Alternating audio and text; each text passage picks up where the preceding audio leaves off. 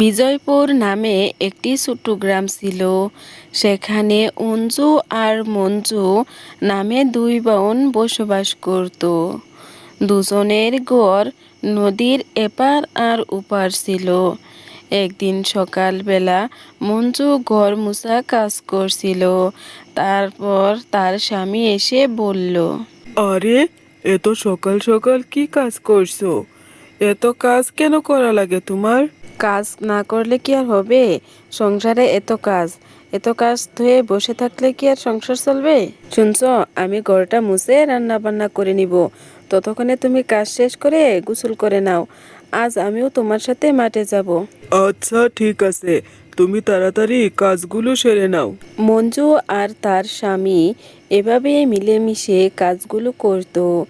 আর এদিকে অঞ্জুর স্বামী ছিল অলস মনের। সারাদিন বসে বসে থাকতো, ঠিকমতো কাজ করতো না। একদিন সকালবেলা অঞ্জু রুটি পড়ছিল। ঠিক সেই সময় তার স্বামী বলল, তাড়াতাড়ি আমাকে খেতে দাও। আর কতক্ষণ লাগবে? আমার যে আর অপেক্ষা করতে ভালো লাগছে না। আরে, কি বলছো এসব? সারাদিন তো বসে বসে খাও, আবার অযথা কথা। কামকাজের তো কোনো ধান্দাই নেই তোমার। এদিকে 2 দিন হয়ে গেল মাঠে যাও না। গ্রামের সবাই মাঠের কাজ করে শেষ করে দিয়েছে।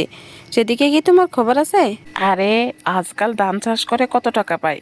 তা থেকে যদি জমি বিক্রি করে দেয় তাহলে অনেক টাকা পাবো, আর বসে বসে অনেক দিন খেতে পারবো। আর তোমাকে তো কতদিন বললাম বাপের বাড়ি গিয়ে জমি আনতে, সেগুলো বিক্রি করে অনেক টাকা পাবো। আমার বাপের বাড়ির জমি তো আর আমার একার না যে দিয়ে দিবে। তাতে আমার ছোট বোন মঞ্জুরও ভাগ আছে। আমাকে কি একা দিয়ে দিবে নাকি? তাছাড়া আমার বাপের বাড়ির সম্পত্তির উপর তোমার কিসের লোভ? এগুলো লোভ করবে না, আমি কখনোই এনে দিব না।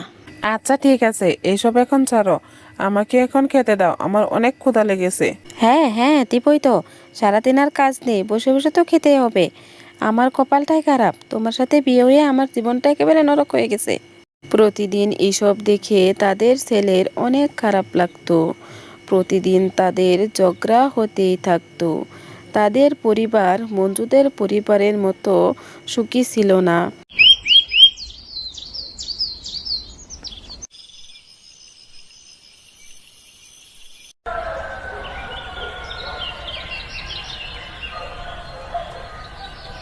পরের দিন অঞ্জু মঞ্জুর সাথে দেখা করার জন্য তাদের বাড়িতে যায়।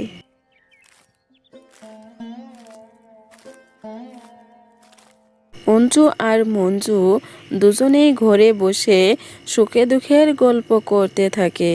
দিদি, তোমার মনে আছে যখন আমরা ছোট ছিলাম তখন মাছ ধরার জন্য কত নদীতে যেতাম? আর এখন দেখো, আমাদের শ্বশুর বাড়ি নদীর পাড়ে, তবুও নদীতে যাওয়ার সময় পাই না।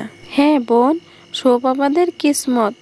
ঘরে এত কাজ থাকে, তাছাড়া আমার স্বামীর খবর তো সবই জানো। হ্যাঁ দিদি, বাবলুর খবর কি? তাকে কেন নিয়ে আসোনি? বাবলু ঠিক আছে, ও স্কুলে গিয়েছে, তাই আনতে পারিনি। বহুত সময় তো হয়ে গেছে। তা তোর স্বামী কখন আসবে? অল্প পরেই চলে আসবে। রোজ দুপুরবেলায় কাজ শেষ করে বাড়িতে ভাত খাওয়ার জন্যই আসে। মঞ্জুর সুখ দেখে অঞ্জু মনে মনে হিংসা করতে থাকে। আচ্ছা ঠিক আছে, আমি এখন আসি। বাবলু স্কুল থেকে চলে আসবে। এই বলে অঞ্জু বাড়ি চলে যায়।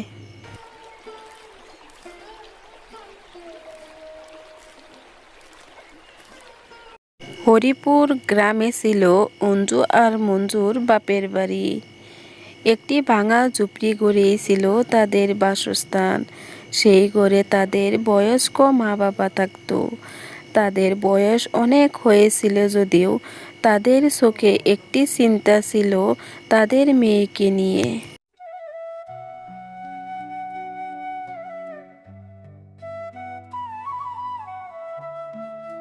অঞ্জুর স্বামী সারাদিন কাজ না করে শুয়ে বসে থাকতো আর সারাদিন অঞ্জুর সঙ্গে ঝগড়া করত তাদের বাপের বাড়ি থেকে সম্পত্তি এনে দেওয়ার জন্য।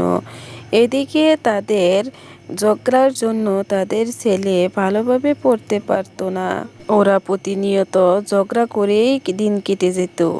এদিকে মঞ্জু আর তার স্বামী অনেক সুখে শান্তিতে দিন কাটাতো।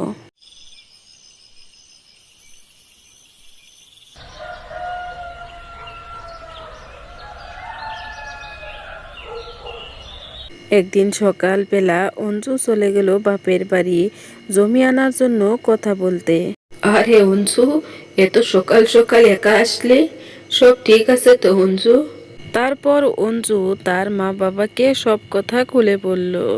মারে, আমরা তো এখন বয়স হয়ে গেছে, তাছাড়া তোর বাপের তো এত জমি জমাও নেই যে তোদেরকে দিয়ে দিবে। এই বাড়িটা যদি তোদের নামে দিয়ে দেই তাহলে আমরা কি করে চলবো রে মা? মা, আমি এত সব কিছু জানি না, আমার আর এত অত্যাচার ভালো লাগে না।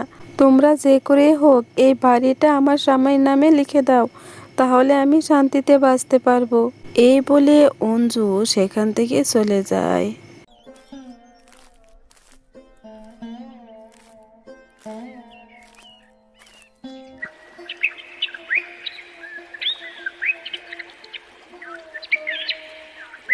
পরের দিন সকালবেলা অঞ্জু আর তার স্বামী মঞ্জুদের বাড়িতে যায় জমি জমার কথা বলার জন্য, আর সবাই একসঙ্গে বসে কথা বলে।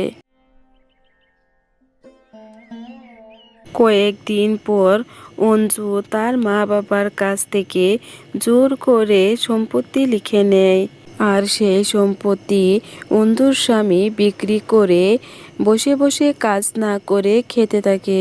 এভাবে কয়েকদিন চলে যায়।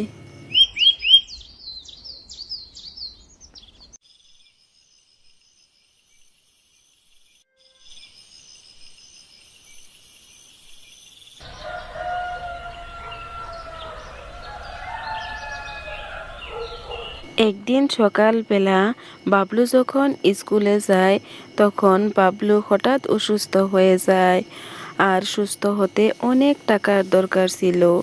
ঠিক সেই সময় তাদের হাতে কোনো টাকা ছিল না, আর বিক্রি করার মতো কোনো জমিও ছিল না। ঠিক সেই সময় মঞ্জু আর তার স্বামী গিয়ে তাদেরকে টাকা পয়সা দিয়ে সহায় করে আর বলে, মানুষ পরিশ্রম না করে বসে বসে খেলে এমন কঠোর বিপদের মুখোমুখি হতে হয়।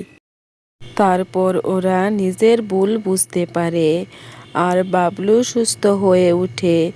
তারপর ওরা সবাই সুখে শান্তিতে বসবাস করতে থাকে।